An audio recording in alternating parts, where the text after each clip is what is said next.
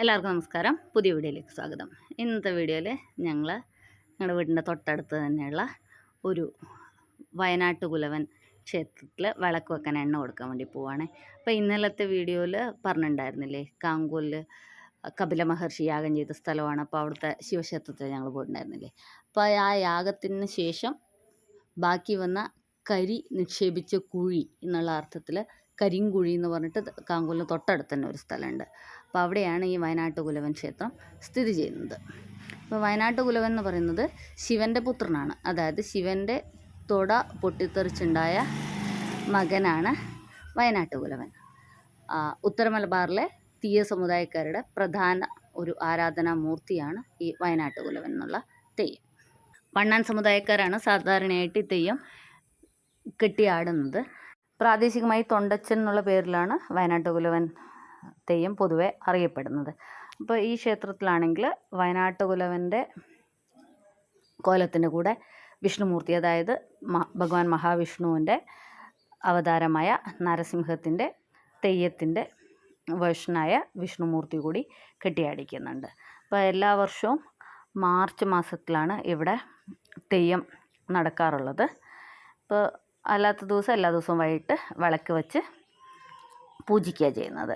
അപ്പോൾ ഞങ്ങളിവിടെ വിളക്ക് വെക്കാൻ എണ്ണ കൊടുക്കാൻ വേണ്ടി വന്നതാണ്. അപ്പോൾ ഇന്നലെ നമ്മൾ ശിവക്ഷേത്രത്തിൽ വെളിച്ചെണ്ണ കൊടുത്ത പോലെ ഇവിടെയും വെളിച്ചെണ്ണയാണ്. അപ്പോൾ അവിടെ കളരി ഭഗവതി ക്ഷേത്രത്തിൽ നമ്മൾ എള്ളെണ്ണയല്ലേ കൊടുത്തത്. അപ്പോൾ അതേപോലെ വയനാട്ടുകുലവൻ്റെ അടുത്ത് നമ്മൾ വെളിച്ചെണ്ണയാണ് കൊടുക്കുന്നത് വിളക്ക് വെക്കാൻ വേണ്ടി. അപ്പോൾ നമ്മൾ സമർപ്പിക്കുന്ന വെളിച്ചെണ്ണ അവർ ആ ദിവസം വിളക്ക് വെക്കാൻ വേണ്ടി ഉപയോഗിക്കും. അങ്ങനെ ഞങ്ങളത് അവിടെ അമ്പലത്തിൽ കാണിക്കയിട്ട് തൊഴുകയാണേ. ഇപ്പം നിങ്ങൾ ഭഗവാന്റെ തെയ്യത്തിൻ്റെ ഫോട്ടോ കണ്ടിട്ടുണ്ടാവും. അപ്പോൾ അതിനകത്ത് പൊയ്ക്കണ്ണും ചൂട്ടുമായിട്ടാണ് ഭഗവാൻ നടക്കുന്നത്. അതായത് ഭഗവാൻ ഭൂമിയിൽ അവതരിച്ച ശേഷം മധുപാനത്തിനായിട്ട് വീണ്ടും കൈലാസത്തിൽ പോയി ശിവന് വേണ്ടി വെച്ചിരുന്ന മധുപാനം ചെയ്യുകയും ഇതറിഞ്ഞ ശിവൻ ദേഷ്യപ്പെട്ട് നീ അന്ധനായി പോട്ടെ എന്ന് ശപിക്കുകയും ചെയ്തു. പിന്നീട് തൻ്റെ തെറ്റ് മനസ്സിലാക്കിയ വയനാട്ടുകുലവൻ സ്വന്തം പിതാവിനോട് മാപ്പ് അപേക്ഷിച്ചു. അപ്പോൾ അദ്ദേഹം ലോകം കാണുന്നതിന് വേണ്ടിയിട്ട് ഒരു പൊയ്ക്കണ്ണും കയ്യിലൊരു ചൂട്ടും കൊടുത്ത് മകനെ ഭൂമിയിലേക്ക് ധർമ്മസംസ്ഥാപനത്തിനായിട്ട് അയച്ചു എന്നാണ് പറയുന്നത്. അതുകൊണ്ടാണ് തൊണ്ടച്ചൻ കയ്യിൽ ചൂട്ടും അതേപോലെ പൊയ്ക്കണ്ണുമായിട്ടാണ് വരുന്നത്. ഇനിയിപ്പോൾ നമ്മൾ ഇതിന് ശേഷം കുറച്ച് ദൂരെയായിട്ട് ഒരു വൈദ്യനാഥ ക്ഷേത്രമുണ്ട്. അതായത് തെക്കൻ കരിയാത്ത് എന്നാണ് പൊതുവെ അറിയപ്പെടുന്നത്. അപ്പോൾ അവിടെയും കൂടി വിളക്ക് വെക്കാൻ എണ്ണ കൊടുക്കാൻ പോകണം. ഇനി നമ്മൾ വീട്ടിൽ ചെന്നിട്ട് അവിടെ പോവുകയാണേ. കാങ്കോലിനടുത്തുള്ള കുണ്ടയംകോവിൽ എന്നുള്ള സ്ഥലത്താണ് ഈ വൈദ്യനാഥേശ്വര ക്ഷേത്രം സ്ഥിതി ചെയ്യുന്നത്. ഈ കുണ്ടയംകോവിലും കാങ്കോലിലും നടന്ന കപില മഹർഷിയുടെ യാഗമായിട്ട് ബന്ധപ്പെട്ടതാണ്. അപ്പോൾ യാഗസമയത്ത് ഉണ്ടകോവൽ, അതായത് ഭക്ഷണം കഴിച്ച സ്ഥലം എന്നുള്ള അർത്ഥത്തിൽ ഉണ്ടകോവലാണ് പിന്നീട് കുണ്ടയംകോവലായി രൂപാന്തരപ്പെട്ടതെന്നാണ് പറയുന്നത്. കരിയാത്തൻ എന്ന് പറഞ്ഞാൽ ശിവനാണ്. അപ്പോൾ ശിവൻ്റെ ഒരു ഇൻകാർണേഷനാണ് തെക്കൻ കരിയാത്തൻ എന്ന് പറഞ്ഞത്. അതുകൊണ്ടാണ് വൈദ്യനാഥേശ്വരൻ എന്ന് പറയുന്നത്. ശിവൻ വൈദ്യനാഥേശ്വരനാണല്ലോ. അപ്പോൾ ഇത് ആക്ച്വലി ഈ നാവുതീയ, അതായത് വിളക്കിത്തല നായർ സമുദായത്തിൽപ്പെട്ട ആൾക്കാരുടെ കുലദൈവമാണ് തെക്കൻ കരിയാത്തൻ. തെക്കൻ കരിയാത്തൻ്റെ കൂടെ ഒരു കുഞ്ഞു തെയ്യുണ്ട്. കുഞ്ഞു തെയ്യം എന്നാണ് ഞങ്ങൾ പറയാം. അത് കൈക്കോളൻ എന്ന പേര്. അപ്പോൾ തെക്കൻ കരിയാത്തൻ മലബാറിൽ കൂടെ സഞ്ചരിക്കുന്ന സമയത്ത് തെക്കൻ കരിയാത്തൻ്റെ കൂടെ കൂടിയതാണ് കുഞ്ഞിത്തെയ്യം. അപ്പോൾ തെക്കൻ കരിയാത്തിൻ്റെ അത്രയും വേഷവിധാനങ്ങളൊന്നും ഇല്ലാണ്ട് സിമ്പിൾ ചമയങ്ങളിൽ വരുന്ന ഒരു തെയ്യമാണ് ഈ തെക്കൻ കരിയാത്ത. ഇപ്പം നമ്മൾ കോട്ടെന്നാണ് പറയുക. ഈ കോട്ടത്തെത്തി ഇതിൻ്റെ അകത്താണ് തെക്കൻ കരിയാത്തനും കൈക്കോളിനും ഇരിക്കുന്നത്. അപ്പോൾ ഇവിടെ സാധാരണയായി ഡിസംബർ മാസങ്ങളിലാണ് തെയ്യം നടക്കാറ്. ഇപ്പോൾ ഈ ഭാഗത്ത് നമ്മൾ കാണുന്ന ഇവിടെ തെക്കൻ കരിയാത്തനും ഈ കുഞ്ഞു തെയ്യമാണ് കൈക്കോളനും ചാമുണ്ടിയും നേരത്തെ പറഞ്ഞ മാതിരി നരസിംഹാവതാരമായ വിഷ്ണുമൂർത്തിയും കെട്ടിയാടിക്കുന്നത്. ഇത് കൂടാതെ തന്നെ ഇതിൻ്റെ പുറകിലായിട്ട് ഗുളികൻ്റെ ഒരു പള്ളിയറയും നമുക്ക് കാണാൻ സാധിക്കും. ഗുളികൻ അല്ലാണ്ട് നോർമലി ഡിസംബർ മാസത്തിൽ അല്ലാണ്ട് തന്നെ നമുക്ക് പ്രാർത്ഥനയായിട്ടൊക്കെ ഗുളികൻ കെട്ടിയാടിക്കാൻ സാധിക്കും. അതുപോലെ തന്നെ ഇതിൻ്റെ വലതുഭാഗത്തായിട്ട് അവിടെ പണയക്കാട്ട് ഭഗവതിയുടെയും അതുപോലെ തന്നെ ചാമുണ്ടിയുടെയും മറ്റൊരു പള്ളിയറയും കൂടി കാണാൻ സാധിക്കും. അപ്പോൾ പണയക്കാട്ട് ഭഗവതിയൊക്കെ കെട്ടിയാടിക്കുന്നത് ഓരോ വർഷങ്ങളിൽ ഇടവിട്ടിട്ടാണ്. നമ്മൾ ഇവിടെ പ്രദർശനം ചെയ്യുമ്പോൾ ഈ കാണുന്ന സ്ഥലത്താണ് തെയ്യം കെട്ടുന്നത്. തെയ്യത്തിൻ്റെ ചമയങ്ങളും ഒരുക്കങ്ങളൊക്കെ നടക്കുന്നത് അവിടെയാണ്. പിന്നെ അതുകൂടാണ്ട് ഒരു നാഗവുമുണ്ട്. ഇതിൻ്റെ തൊട്ട് പുറകിലായിട്ട് ഒരു പുഴയുണ്ട്, പുഴയല്ല തോട്. അപ്പോൾ ആ തോട്ടിൽ കൂടിയാണ് ഭഗവാൻ ഇവിടെ എത്തിച്ചേർന്നതെന്നാണ് വിശ്വസിക്കപ്പെടുന്നത്. അപ്പോൾ ഭഗവാൻ വന്നത് മുതലപ്പുറത്താണ്, അതാണ് അതിൻ്റെ പ്രത്യേകത. മുതലപ്പുറത്ത് കയറിയാണ് ഭഗവാൻ ഇവിടെ കുണ്ടയൻകോവിൽ കോട്ടത്തെത്തിയത്. ഇതാണിപ്പോൾ ഞാൻ പറഞ്ഞ ഗുളികൻ്റെ പള്ളിയറ. അപ്പോൾ ഞങ്ങൾ പോയ ദിവസം ഉച്ചയ്ക്ക് ഗുളികൻ കെട്ടിയടിച്ചിട്ടുണ്ടായിരുന്നു. ചെണ്ട കൊട്ടുന്നൊക്കെ ഞങ്ങൾക്ക് വീട്ടിൽ കേൾക്കായിരുന്നു. പക്ഷേ പെട്ടെന്ന് വരാൻ പറ്റിയില്ല, അതുകൊണ്ട് ഞങ്ങൾക്ക് തെയ്യം കാണാനും പറ്റിയില്ല.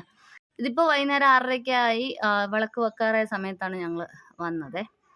അപ്പോൾ ഗുളികൻ തെയ്യം ഉച്ചയ്ക്ക് കെട്ടിയടിച്ചിട്ടുണ്ടായിരുന്നു എന്ന് പറഞ്ഞില്ലേ. അപ്പോൾ ഗുളികനും നിങ്ങൾക്കറിയാവുന്ന പോലെ തന്നെ ശിവൻ്റെ തന്നെ ഒരു ഭാവമാണ്. അപ്പോൾ ഭസ്മമാണ് പ്രസാദം. ഇതാ കണ്ടോ, ഗുളികൻ തെയ്യത്തിൻ്റെ ആടയാഭരണങ്ങളാണ് ആ കാണുന്നത്. അപ്പോൾ നേരത്തെ ഉച്ചയ്ക്കായ കാരണം ഇപ്പോൾ പുതിയതുപോലെ ഇരിക്കുന്നുണ്ട്.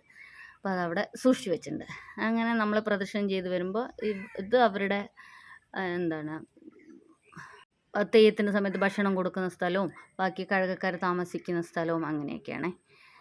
ഞാൻ പറഞ്ഞ പോലെ തന്നെ എല്ലാ ഡിസംബറിലുമാണ് തെയ്യം കെട്ടുന്നത്. അപ്പോൾ തെക്കൻ കരിയാത്തിനുണ്ട് കുഞ്ഞി തെയ്യം, അതായത് കൈക്കോളനുണ്ട്, വിഷ്ണുമൂർത്തിയുണ്ട്, പിന്നെ ഇവിടെ ചാമുണ്ടിയും പണയക്കാട്ടമ്മയുണ്ട്. ഇപ്പോൾ പണയക്കാട്ടമ്മ ഓരോ വർഷങ്ങളിൽ ഇടവിട്ടാണ്, അതായത് ഇടവിട്ട വർഷങ്ങളിലാണ് പണയക്കാട്ടമ്മ കെട്ടിയടിക്കുന്നത്. അത് ആക്ച്വൽ അമ്പലത്തിൻ്റെ മതിൽക്കെട്ടിന് പുറത്താണ് പണയക്കാട്ടമ്മയും ചാമുണ്ടിയും ഉള്ളത്. അപ്പോൾ നമ്മൾ കൊണ്ടുപോയ എണ്ണ വെച്ച് അവർ വിളക്ക് വെക്കുകയാണ്. ഇവിടെ എള്ളെണ്ണയാണ് നമ്മൾ വിളക്ക് വെക്കാൻ വേണ്ടി കൊടുക്കുന്നത്. വയനാട്ടു കുലവൻ്റെ അടുത്ത് വെളിച്ചെണ്ണയായിരുന്നില്ലേ, ഇവിടെ എള്ളെണ്ണ.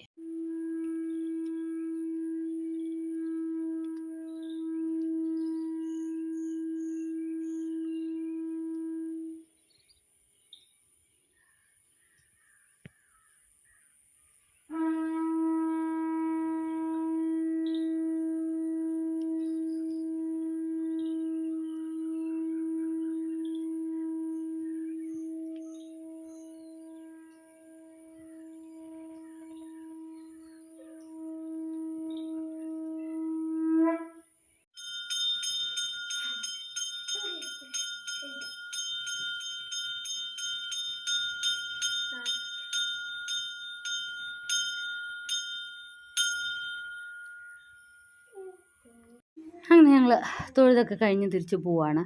അപ്പോൾ പറഞ്ഞില്ലേ, തൊട്ടടുത്തുള്ള തോട്ടിൽ മുതലപ്പുറത്ത് കയറിയിട്ടാണ് ഭഗവാൻ വന്നതെന്നുള്ളത്.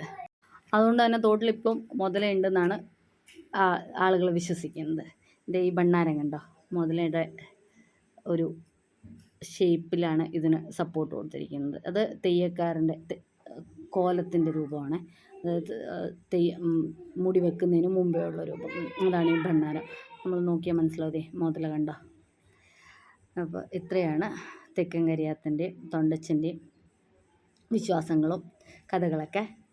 അപ്പോൾ എന്തായാലും ഞങ്ങൾ വിളക്ക് വെക്കാൻ എണ്ണയൊക്കെ കൊടുത്ത് തിരിച്ചു പോവാണ്. അപ്പോൾ പുതിയ വിശേഷങ്ങളായിട്ട് നമുക്ക് അടുത്ത വീഡിയോയിൽ കാണാം. വീഡിയോ കണ്ടതിന് നന്ദി. Thank you for watching.